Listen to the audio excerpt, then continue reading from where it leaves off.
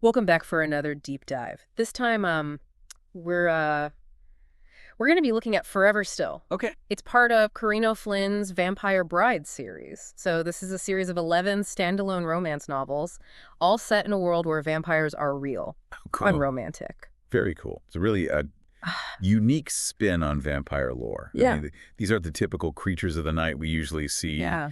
each story kind of offers a different glimpse into this world, and Yeah. Forever Still, I think, really dives into the complexities of what it means to be immortal and the Yeah. power of love. Like, how does love even work when you're talking about centuries? Yeah. And we get to see that firsthand because our source material today is excerpts from the novella itself. And it gets interesting right away. Like right off the bat, we're introduced to Miles. Yeah. He's a 474-year-old vampire. And he's basically a recluse. He's hiding away in his secluded cabin resort. Oh. It's in Lake Tahoe. It's called Nightbird Cabins and Suites. And he's been living this solitary life for over 200 years, ever since the tragic loss of his mate, Hannah. Oh, that's going to be tough. I mean, to carry that kind of loss with you for centuries, Mm-hmm. that really shapes a person, or I guess a vampire. It makes you wary of forming deep connections, Right. even with your own kind. Right. Centuries of existence can really weigh on you, all those memories, the fear of repeating past mistakes. It's a theme that runs throughout the story. Right, so he's got this gorgeous, like, rustic hideaway, stunning scenery, but he's shut himself off from the world. And then Delilah walks in. She's just looking for a fresh start. She's escaping a toxic relationship and wants to scatter her mother and stepfather's ashes in the lake. But here's where things take a supernatural turn. Miles, whose heart has long since stopped beating, feels it start up again the moment Delilah arrives. Wait, what? Really? Yeah. So it's not just like a poetic metaphor or something? Huh. No. Yeah. In this world, when a vampire's heart starts beating again, it's a huge deal. It signifies the arrival of their true mate. Like, it's this destined connection, a bond that transcends time and even choice. Imagine the shock for Miles, who has spent centuries guarding his heart, right? Only to Yeah. have it, like, reawakened by a complete stranger. That's got to be wild. I mean, talk about an intense first impression, right? Yeah. So on one hand, he's totally drawn to her. But on the other hand, he's terrified. Yeah. Is she a hunter like Hannah was? Is this true love? Or some cruel trick of fate? Yeah. It's kind of messing with him. Totally. Like, he's trying to figure it out. And Yeah.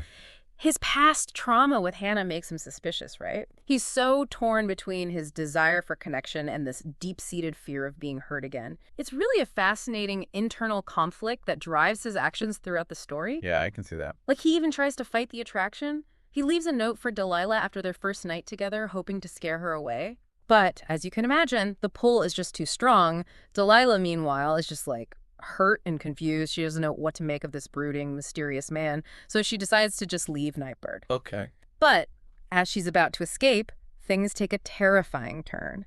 Her abusive ex-boyfriend, Earl, shows up, threatening her life. Oh, man. Talk about being caught between a rock and a hard place. Poor Delilah is running from one dangerous situation straight into another. That's intense. And it's at this point that the story really kicks into high gear. So what happens? Well, this is the climax, the moment of truth. Miles arrives just in time to save her, and in doing so, reveals his true nature as a vampire. He's forced to kill Earl to protect Delilah, which is a All right. pretty dramatic way to make a second impression. That's putting it mildly. I mean, not only did she find out that this guy she's, falling for is a vampire, Yeah. but she also just witnessed him take a human life right in front of her. How does she even react to all of this? Well, initially, of course, she's terrified, right? It's just a complete upheaval of everything she thought she knew. But then she has this moment of clarity. After scattering her mother's ashes and reflecting on her own life, she makes a decision. And it's not just any decision, right? This is life-altering, potentially eternity-altering. Exactly. She chooses to go back to Miles. She chooses to accept their bond and his true nature.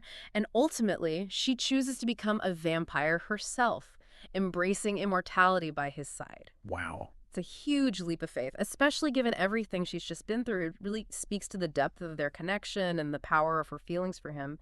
But we also have to acknowledge the, darker implications of a choice like that. Delilah's stepping into a world with its own rules and hierarchies, a world where the power dynamics are inherently skewed. Totally. And that's what makes this story so compelling, right? It's not just a straightforward romance. Yeah. It forces us to confront, the complexities of immortality and the blurred lines of consent in a world with supernatural beings and the sacrifices one might make for love. Right. Okay, so we have a reclusive vampire A woman escaping her past, a supernatural bond, and a life-altering choice. It's already a roller coaster of emotions. But the story doesn't end there. The novella then jumps ahead a year, and we find Miles and Delilah happily married. Seems like they found some semblance of peace, right? You would think, Yeah. but there's a twist. Of course there is. Enter Harry, Okay. another vampire who's searching for a new home and, more importantly, a coven. Now, this is interesting because despite his past reservations about forming connections, Miles invites Harry to stay at Nightbird. Hold on. The guy who has been isolating himself for centuries is suddenly opening up his home to another vampire. This seems like a recipe for disaster, especially with his history. Right. And that's where things get really intriguing. Is Miles genuinely seeking to build a new family? Or is this a sign of something deeper? Maybe a desire to, break free from the patterns of his past? And it really makes you wonder, does he see Harry as like a potential replacement for the family he lost? Or is this a chance to create something totally new? Right.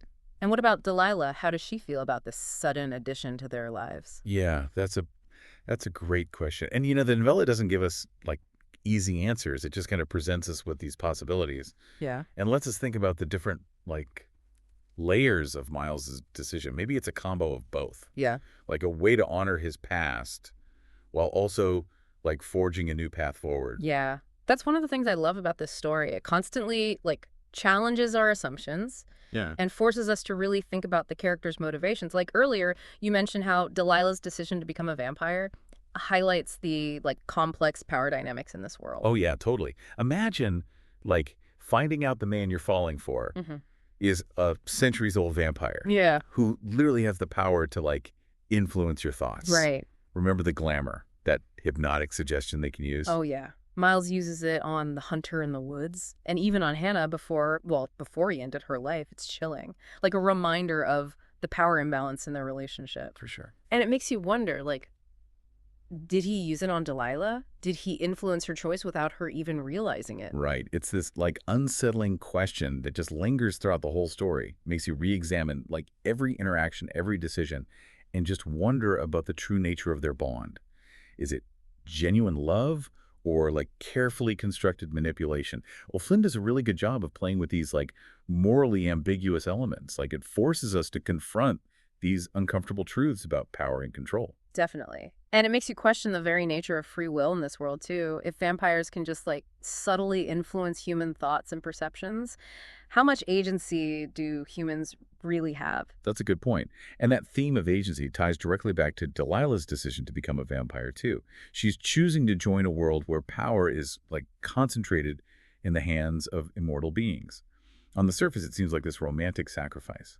But it also raises questions about the long-term implications for her autonomy. Right. It's a bold move, Yeah. this defiant act of reclaiming control in a situation where she could easily feel powerless. But it's a choice shrouded in uncertainty. What sacrifices will she have to make?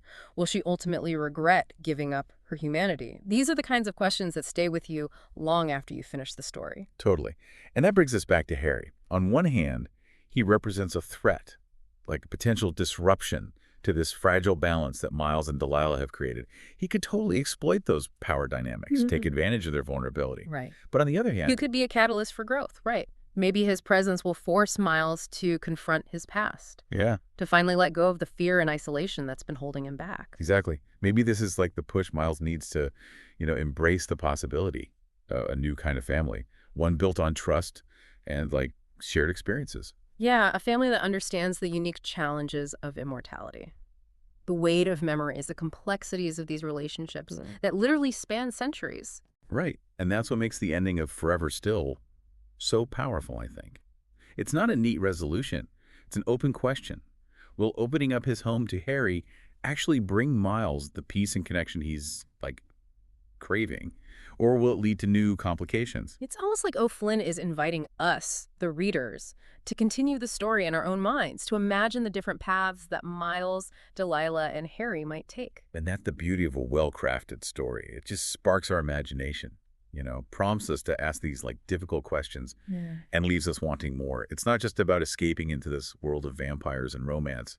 It's about grappling with the same dilemmas that we face in our own lives, Yeah. the yearning for connection, the fear of loss, and just the struggle to find meaning in a world that can often feel chaotic and uncertain. Okay, so we've talked about the characters, the themes, and Hmm. that, cliffhanger ending, but there's another element of Forever Still that I think is worth exploring. The vampire society itself. We just get these glimpses of it throughout the story. The rules, the hierarchies, the, unspoken codes of conduct. It's a world that exists in the shadows, but it's also like intricately woven into the fabric of human society.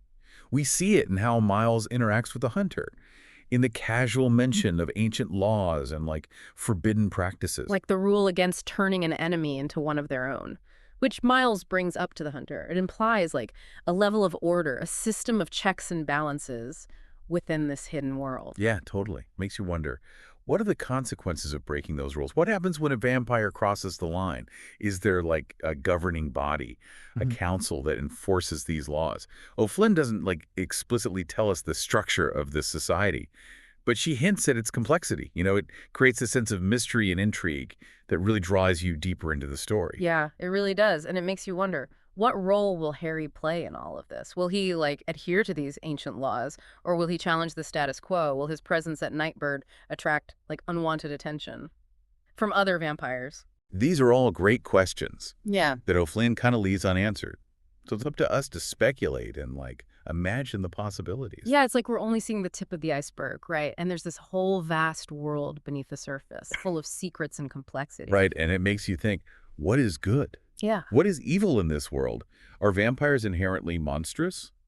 Or are they capable of, compassion and empathy? Yeah. Is there a clear line between the two, or is it more of a spectrum? Yeah. And Forever Still definitely doesn't give us any easy answers. I mean, Miles, for example, he's a killer, but he's also fiercely protective of Delilah. He's haunted by his past actions, yet he's striving to create a better future. It's a really nuanced portrayal that challenges our ideas of what it means to be a vampire. Yeah, and that complexity extends to the vampire society as a whole. We see hints of, a code of honor, sense of community, but there's also this undercurrent of danger, a reminder that these are powerful beings with a long and often bloody history. Yeah, it makes you think about the choices they have to make, the compromises they have to live with in order to survive. It's a world of shadows and secrets, where the lines between right and wrong are constantly shifting. And that's what makes it so fascinating to explore. It's like a mirror to our own society in a way, reflecting our anxieties about power, control, and the struggle to reconcile our darker impulses with our desire for connection and belonging. Well said. We've covered a lot of ground today, from the romantic entanglements to the moral complexities of immortality and the intricate workings of this vampire society. But before we wrap up, I want to go back to something we talked about earlier, the ending of Forever Still. Oh, that cliffhanger. The kind of ending that just sticks with you. It keeps you thinking long after you've closed the book. Right. Will Miles actually find the peace he's looking for by opening up his home to Harry? Or will it totally destroy the balance he's built with Delilah? It's a gamble for sure. Miles is taking a huge risk, but it's a risk born out of hope, this longing for something more than just solitude. And that, I think, is the main takeaway from Forever Still. It's a story about second chances, about the power of love, Yeah. and the possibility of redemption, even in a world as dark and dangerous as this. Beautifully put. It's a reminder that even when faced with immense challenges, even when burdened by the weight of the past, there's always a glimmer of hope, a chance for growth and transformation. So, what do you think happens next?